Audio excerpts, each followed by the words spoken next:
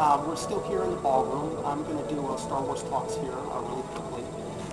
What I wanted to do, I mean, obviously, there's really no connection at all from Star Wars vintage toys to the RMS Queen Mary out here in Long Beach, California.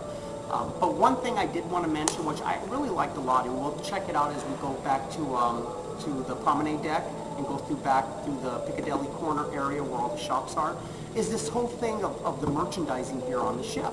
You know, I mean, obviously they're selling their product, which is all Queen Mary items, you know, from shirts, hats, you know, even some silverware, plates, things like that. But at the same time, I also noticed something that was a little interesting. They had merchandising, product merchandising from other, you know, tie-in merchandise, such as Pirates of the Caribbean.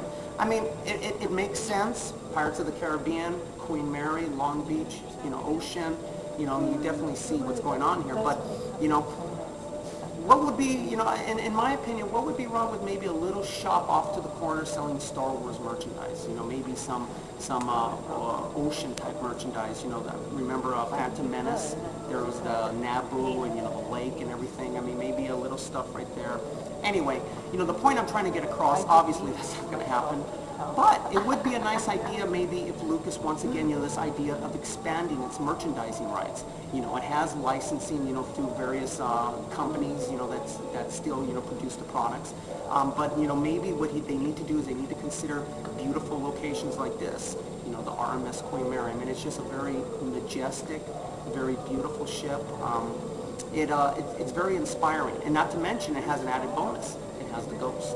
And so, you know, we haven't found anything yet. Gilbert said he picked up an orb on his camera, so that's a good sign. And then maybe, you know, through some of this footage we're doing here, you guys have the opportunity of watching these videotapes and seeing maybe if you're able to detect something.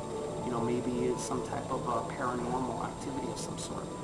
You know, who knows? I'll tell you something. At one point, the hairs on my arm were standing up, and I know Gilbert. Yeah, it's called No, that's not imagination.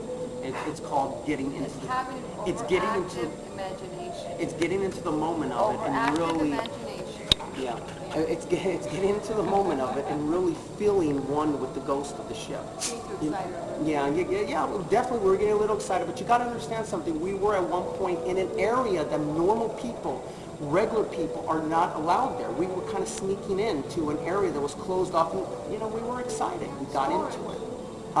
It was a storage area, yes it was, but our intention was to go into an area that was a lot more exciting than the storage or the men's locker room. Yeah, we saw the brooms, we saw some mops, but we also, you know, it's not so much what we saw, it's just it's being there and feeling the hairs on our arms standing and just really getting into it. Oh yeah. Yeah.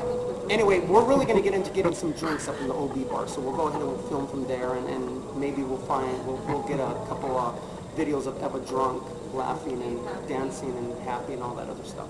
So anyway, guys, thank you for watching, and we'll go to the next video. All right, take care.